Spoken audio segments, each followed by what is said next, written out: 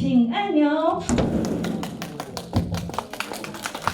安南医院一直致力打造高品质医疗环境。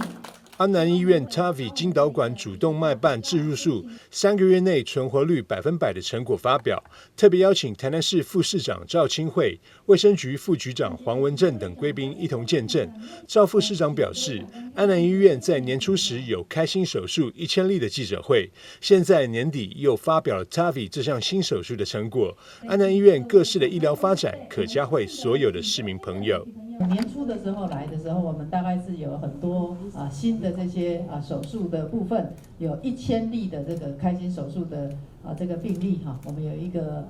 记者会。那今天年底来，大家又有非常大的这个进步，那也是在林院长的领导之下，跟我们的技术团队哈，跟我们的医师，还有我们的护理人员，共同创造这一个新的。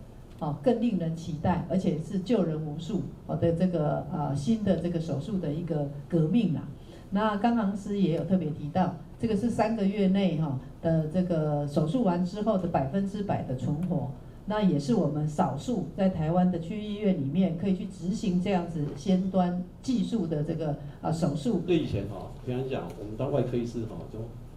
我就是台大训练，我老师讲big surgeon 就讲大医生。大医师一定要开大刀，要开肠剖腹才是大医生。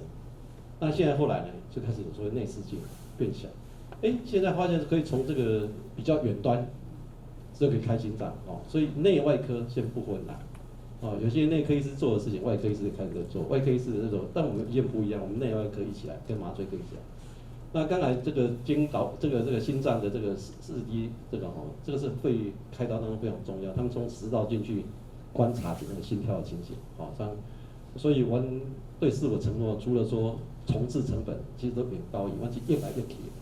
传统主动脉瓣置换术需开大刀来操作，对于体质较弱的患者来说，不仅风险较高，术后恢复期也较长。TAVI 最大的优势在于其微创性，无需开胸，故创伤小，且恢复期短，低并发症风险，成为年长者及高风险患者重要的替代方案。那这个手术的好处就是它就是透过我们的股动脉或者是其他地方的动脉但是透过穿刺的方式，可以直接将这个瓣膜置换到患者的原本的主动脉瓣的位置。那目前因为手术的这个瓣膜的成熟，所以这个手术的相关的包括并发症也好，或是可能长期需要这个心脏节律器这些风险有降低蛮多的。那目前我们医院也跟其他医院一样，正在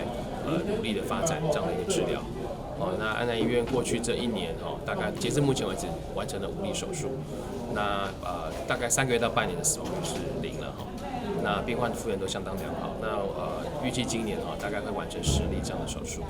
安南医院从去年顺利取得健保操作资格，针对重度主动脉瓣狭窄又不适合传统手术的患者，只要符合以下所有条件：心脏衰竭症状、重度主动脉瓣狭窄，2位心脏外科医师判定开心手术风险较高，术后存活率至少1年以上，即可申请健保给付。这位王阿嬷就是安南医院 TAVI 手术的成功案例，今天也特别到场献花给医疗团队，感谢他们的再造之恩。记者张硕维采访报道。